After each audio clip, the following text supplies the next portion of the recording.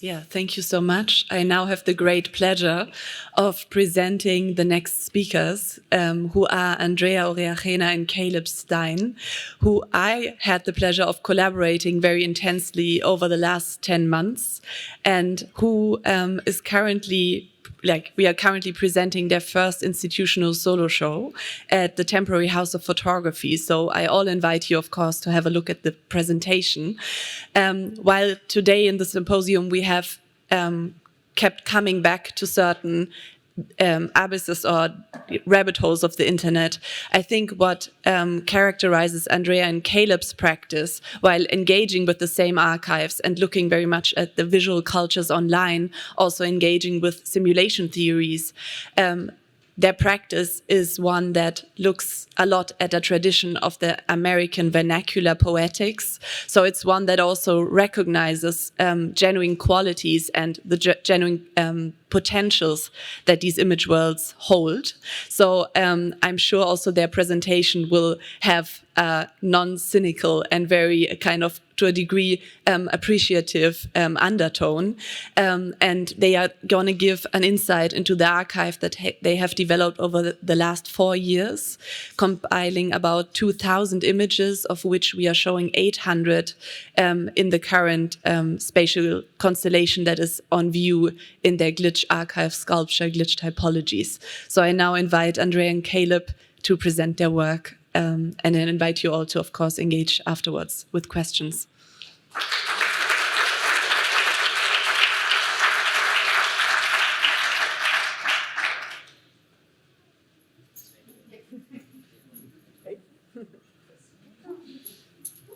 This is Timmy. He comes to all of our talks.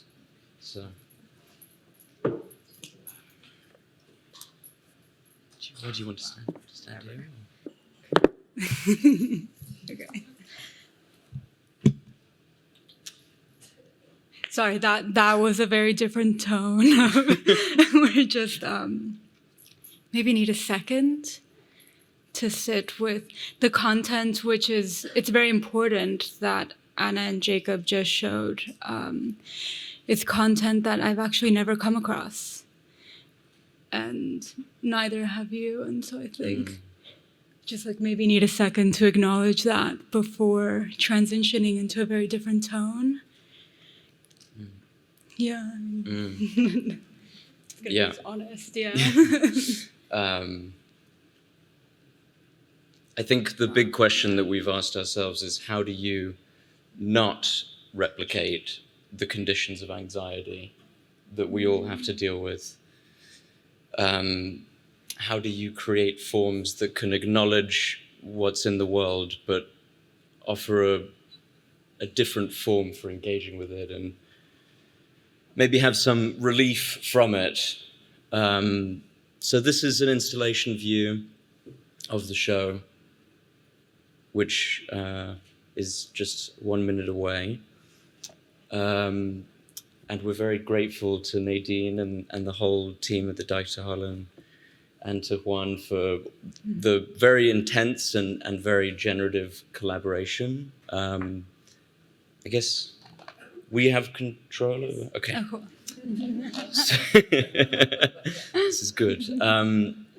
So we're going to start by sharing the work from the Glitch in Real Life archive and the way that that's been put into these cubes, and then discuss it in relation to the photographs that we made while living out of our car and going through the US. So here are a couple views of the installation. Basically, there's this archive of 2,000 images that were posted online and then reposted as glitches in real life.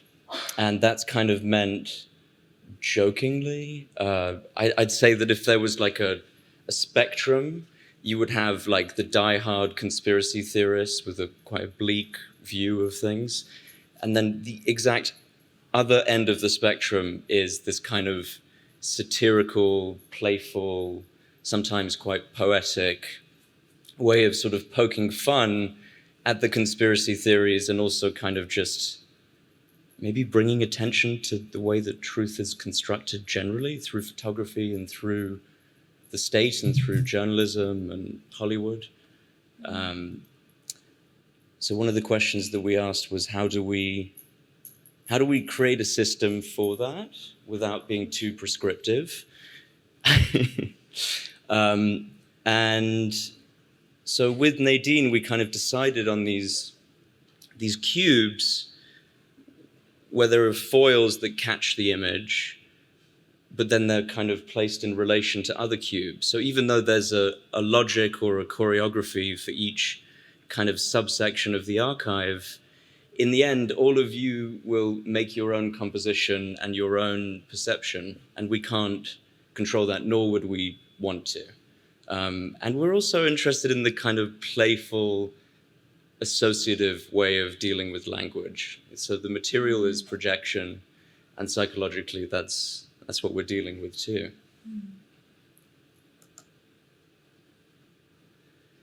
So one of the things that we couldn't have planned for, but that really excited us, was that there are all of these reflections, and as the image is reflected again and again, it gets close to just a study of light and color.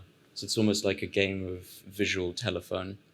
You never know whether any of these images are real or fake to begin with, and then in some cases you see the way that they've been changed, either through AI or Photoshop. I mean, we kind of have no way of knowing. We'd also like to add that the fact that whether they have been altered by AI or the pixels showing the circulation that the image has had, is the moment real, is it not? Like, that's, yes, a question, but at the center of our conceptual framework is that a lot of these images that are circulating are almost projections and reflections. And they're projections and reflections of the viewer, of us collectively, almost looking at the internet like a Jungian subconscious, and also of like what we see in them when we look through them. And all of us are seeing completely different things as we walk around the cube.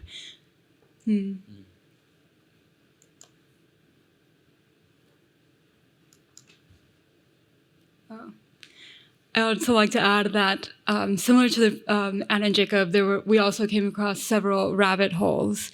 And one of the rabbit holes that caught us was the birds aren't real movement that maybe some of you guys have come across. And that was a big inspiration for this project, for the beginning of it. So during the first Trump election, there was a lot of talk around disinformation and how can we control this, and how the anxieties of like not knowing what is real anymore, especially around topics that affect us so personally as American politics. And so there was somebody who decided to just said, okay, well, if they can spread the disinformation, then so can we. And they started spreading, in a satirical sense, this idea that birds aren't real. And we are all in quarantine now because the birds are being recharged, because the government needs to charge their surveillance drones, and that's what they are.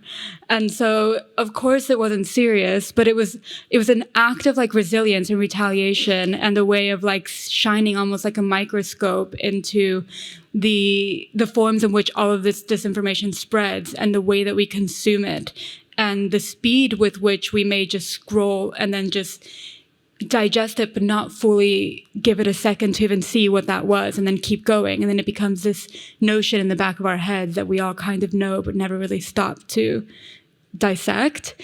And so that was a big inspiration for this project. And the image in the background is a fake tree with a real bird on it as a nod to that. Yeah. So we're always joking that Anonymous is the greatest photographer. I mean, the photographs that we found are so much better than anything I could personally ever hope to make. It's so much freer and has so much more energy and life in it than someone like me who's too obsessed with photography. And there's no way of knowing who made these images. They've been circulated so widely that it's often impossible. And that's kind of interesting too, that it's, you know, these images come from a collective, but it's almost like at some point someone offered it up, and they have such a simple powerful form that it means that not just people like us in a way in this room would be interested in them on some level, but millions of people are interested in them because they have reduced and refined to something that is just pure communication and energy. So we wanted to share a few of those with you. A lot of the Glitch in Real Life archive is work that's posted in relation to references to The Matrix or The Truman Show or Pleasantville, or, you know, peeking behind the curtain. The Wizard of Oz is operating from behind. And so that's one of the key things, is this question of visibility, which also happens to work really well with what photography deals with generally. So, I mean, here's an example of the kind of humor as resilience. So this is a $500 million plane that the US Army builds. It's capable of unimaginable destruction, but people online see it as the sky not loading a few pixels. There are hundreds of these photographs of the B-2 bomber as pixels. So this is the choreography that we made for the cubes. So we'll show you a brief section here. And they're flickering very quickly in the cubes.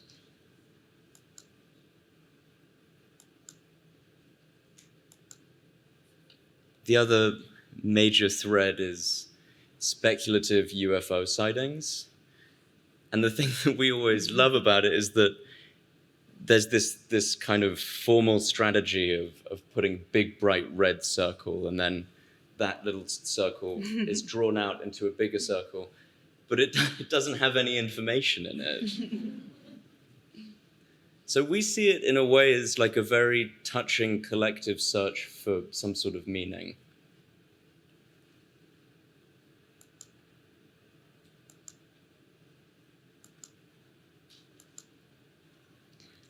I'd also say that even the posters view it as a collective, almost search of meaning, also humorous as well, through a form of connection. Like sometimes it really is they're circling a cloud as you look up, and it's obvious that it's the cloud in the circle. So.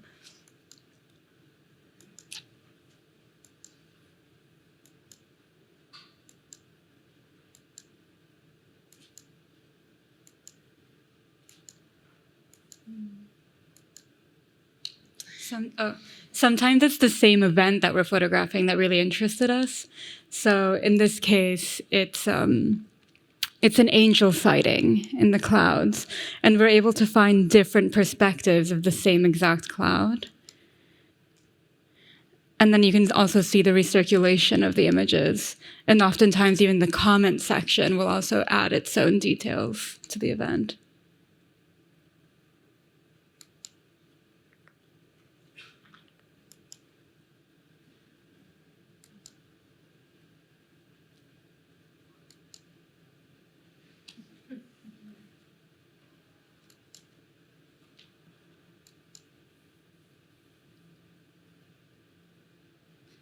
And sometimes we will be able to see the AI work on it once you start seeing several versions of the same image, and suddenly you know it's the same moment, but they photoshopped something. So you can see it here.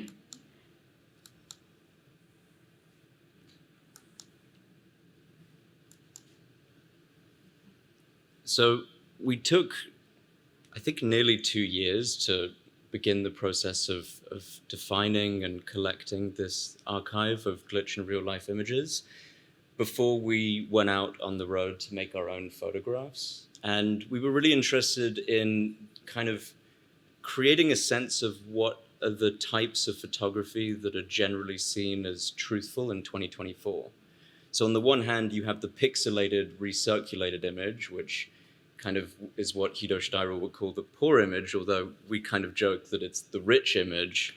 But you kind of see the life cycle because of the way that the pixelation changes. As it's being circulated, the pixelation changes. It's almost like a palimpsest or a fingerprint.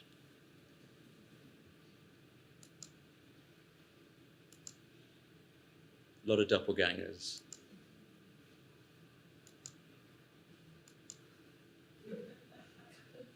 I think a lot of the glitch in real life vernacular is kind of reflecting a moment where the virtual and the physical are merging.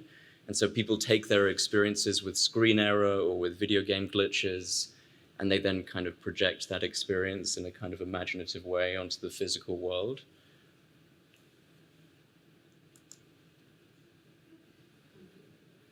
We made our own photograph of the egg glitch, and it actually took something like 1,000 eggs to be able to make one where this happened.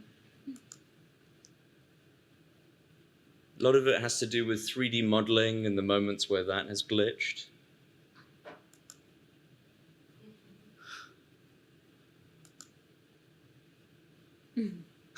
Appropriate. I think this is the point that it was meant to be our photographs.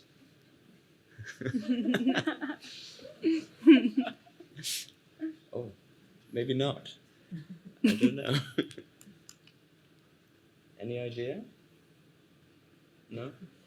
None. Well, we were going to show you some of our photographs, but maybe the computer had other plans.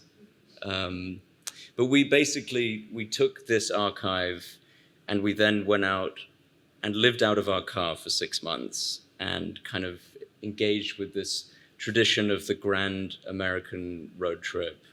And we romanticized it, and in some ways it wasn't as romantic as we'd expected. I mean, there's good and bad people everywhere, but when you're a Jew and a Colombian traveling across the US for 6 months, it's not always so easy. But basically in the process of building this Glitch in Real Life archive, we had a binder of like 400 locations that we'd heard about online or that people continue to make reference to, sites of simulation, places where there were imaginings or conspiracy theories, places that kind of point to some sort of a glitch in one way or another.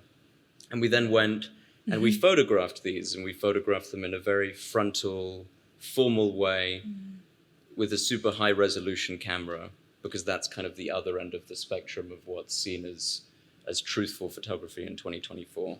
So it's almost like a tongue-in-cheek way of, like a performance of it, of going out and photographing these spaces full of simulation and myth. And oftentimes we drove hundreds of miles and didn't even know if the thing would be there. And then photographing it with the most truthful language possible.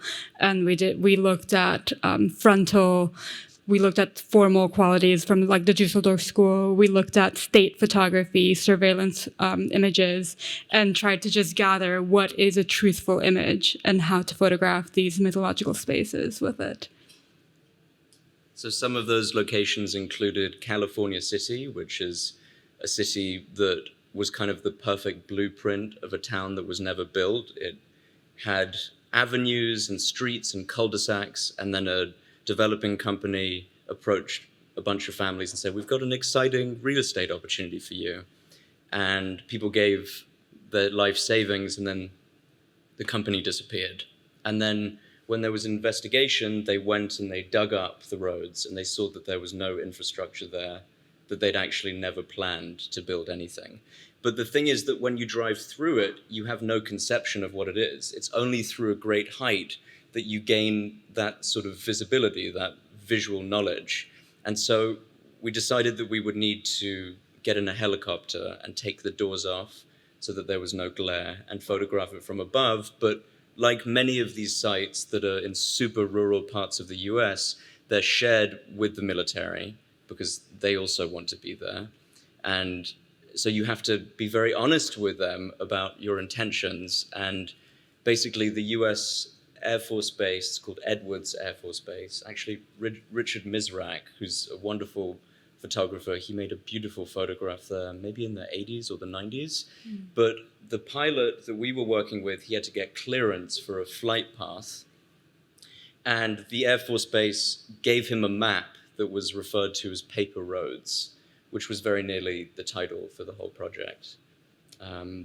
And you know, there's a lot of different spaces. There was a Mars simulation site that's primarily funded by Elon Musk.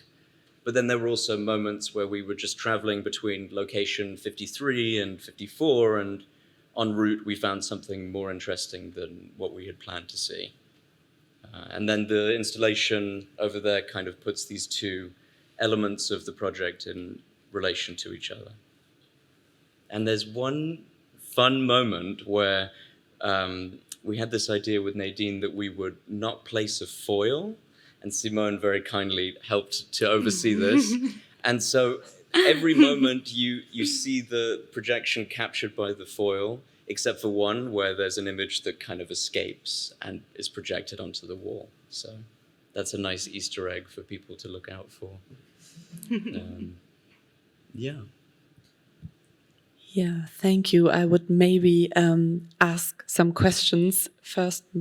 I have one, and then I will open it. Yeah, exactly.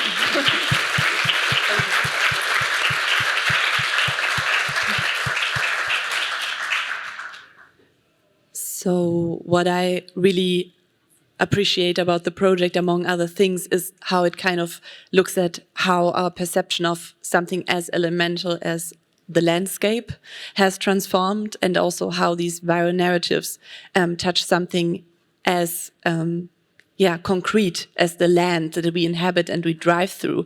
And I think there's like this update that you are doing, of course, with this road trip of looking at how the very perception of the American landscape has transformed. But at the same time, I think you're building a lot on this historic continuity of Hollywood and the military being interlinked, and how the American landscape is always also a built space, a fictionalized space. And I think what now, because your own work was not loading, there was no chance to see actually the outcome of all these like manifested, simulated spaces that you have documented in your own photographs. So I was just wondering if you could maybe speak a bit about this sense of, on the one hand, tracing viral narratives of simulation, but at the same time, how that maybe changed your relationship to the land that you are actually navigating and the kind of landscape that you inhabit, and if there's something that changed your own perception in this whole process of how you relate to the physical versus the fictional, or everything in between.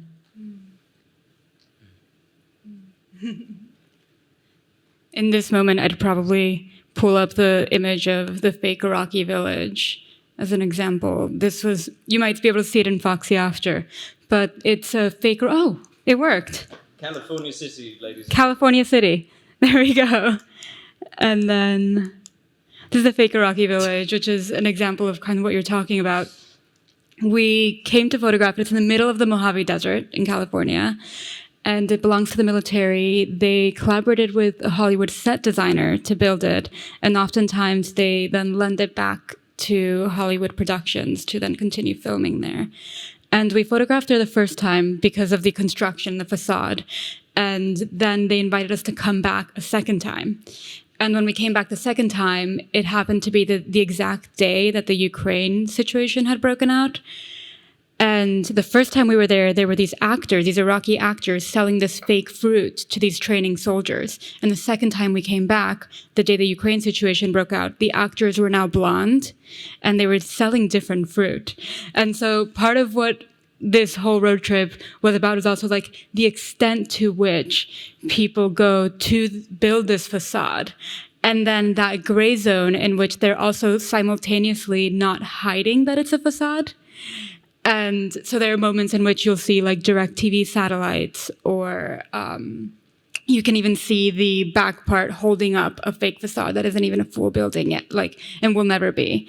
And so that's kind of something that really interested us, and we followed through not just the landscape, but the way that everyone else around it engaged with the landscape, almost role-playing and facilitating this. Another one of those is the Mars simulation.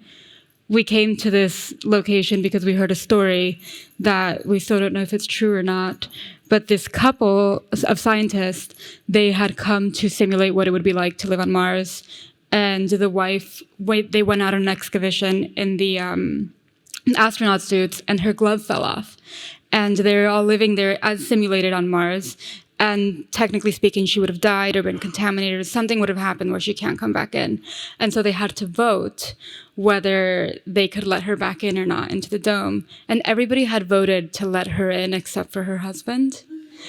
Yeah. And so we wanted to go see what this space was. We came and we photographed the outside of it, which is this one. And then we saw people walking out in the astronaut suits, and we're like, we have to photograph this. And they're like, you can't, because you wouldn't be here on Mars. And so we have to stay in simulation. They called it in sim.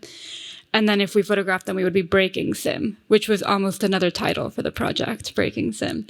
And so the New York Times actually sent us back to participate in the simulation, which was the only way that we could actually photograph them. And so we did. We came back for 5 days, and it was full on. We ate the space food. We technically would have only had 3 hours of oxygen, so we were only allowed outside 3 hours with the space suits. And again, it was another instance where it wasn't just the landscape and the way that the humans are manipulating the landscape, but the way in which they were also interacting with it and going the full yard. Are there any more questions? Yeah.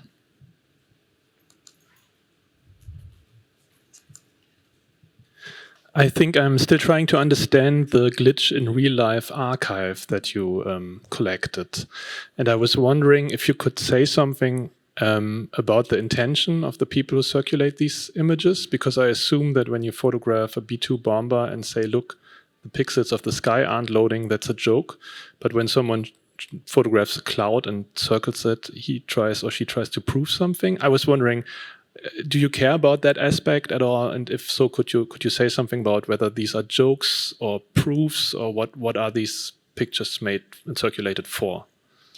It's a range. It's a range, and we don't necessarily know the truth behind every single image and intention, but we're interested in that range, and we're interested in the dynamic between the person who's posting it, as you're referencing, and also the viewer. Right? And sometimes it is a circle of a cloud, and it's just a white, fluffy cloud, and it actually doesn't even look like a UFO, and it can be quite obvious that it's a joke. And other times it's not. But then the viewer is this other reception where the meaning gets changed, which is equally as important, I'd say. And similar to kind of what Anna and Jacob were saying, is that it's the viewer is also responsible for interpretation and perspective and all these filters that we have, that not only the poster and then the person who's posting and then the internet is adding, and then the circulation is adding, but then when you're viewing it, what is being added? And so really interested in dissecting all of that, and not just like the possibility of this being a real situation or a joke. But we are also interested in the form of resistance and the collective resistance that we've been seeing through all of this archive. I think generally when it's posted with the specific glitch in real life tag, regardless of what the intention of the origins were or not, it's kind of an appropriation of a material and the reformulation of it into like some sort of a coping mechanism, satire, joke. I think it's sort of like when life is so overwhelming, you can be really bleak about it, or you can have a laugh. And these are people that are choosing to have a bit of a laugh. One of the questions that we've been thinking about a lot is this notion of the documentary, which is kind of a fascinating mode. And we're sort of wondering, well, is it possible to make something that has documentary value now? I mean, because, for example, with the Glitch in Real Life archive, we're going to make a glitch memory game, and that will be available at some point. But basically, you'll have to argue to make pairings that are not exact pairings, and then the group will decide whether it's a acceptable pairing or not in order for you to retain it. And in the process of doing that, we ran these images through AI to make some formal modifications to them. And then we mixed them all up and we left it for a while. And then when we came back, we honestly couldn't remember which ones were modified by us and which ones weren't. So I think an idea of like an expanded documentary mode where instead of looking to it as something that contains information that could be extracted, it's more just like you look to it for a sense of a collective energy. And maybe that's, if we can move away from this burden of photography as some sort of truth teller into embracing what it's actually always been good at, which is ambiguity. And this is where the poetry and the energy can really radiate from it. I think we would probably have a healthier, more fruitful relationship to the medium in a way. I also think that's a fantastic moment right now in photography with all this manipulation through AI that we're aware of, because now oftentimes I look at an image and I think, okay, what's been manipulated? Where's the AI? What's been altered? Whose perspective is this? Like, and now I'm questioning it immediately. And I mean, that's kind of something that should have been happening with the medium from the beginning. Like, it's always been manipulated.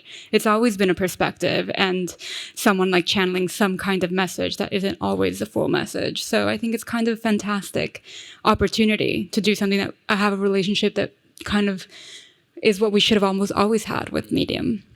Maybe it's in such an exaggerated state that it enables us to be a bit more critical about the ways that it's always been manipulated. I mean, Matthew Brady moved the cannonballs and rearranged the body. Robert Capa, we still think that maybe it was not an actual death, and on and on and on. And then how does the exact same image get circulated in different contexts and framed by the owners of media outlets, for example? I mean, there's always been this construction of truth that the image has sort of been enslaved to in a way. So I think we're just interested in pushing back against that. But Nadine, to your point about the land and how our relationship changed with it, I mean, neither of us are from the US. And so this road trip, both online and in person, was kind of like almost like a coming of age. It was like trying to have a sense of our adopted home and how we could fit into it, and also if there was a way to be loving towards it. I mean, we had a conversation with David Campany very early on in the project, and he wrote a very beautiful introduction for the book. And we kind of came to him with all of these problems about the work. And he said something that I actually think I'll always remember. He said, to be critical of one's country is to love it. And that's something that we've thought about a lot. Just because this has been up for a while. This is the Herndon climb at the US Naval Academy. It's a tradition that's gone on for a century, where the matriculating sophomores have to form a human pyramid and reach the top of an obelisk that's been lathered in lard. But the thing that kind of amused us about it is that even though it's a collective endeavor, there's only one person that gets to the top and takes the hat. And then the kind of naval tradition is that that person is going to go on to do great things. So, you know, in the US, it's always, there's a collective thing, but then there's always someone that comes in. And this is a photograph that we found of a woman camouflaged with cherry blossom, and we modified it. So this is one of the key moments where we took that Glitch in Real Life archive and kind of reformed it in our own way. But I think that's the end of the slides. So. Yeah, thank you so much. I think we're going to have time to speak more in the panel. And yeah, thank you so much for your presentation. And that's all we could show. Matthias, jetzt stellst du Grüße.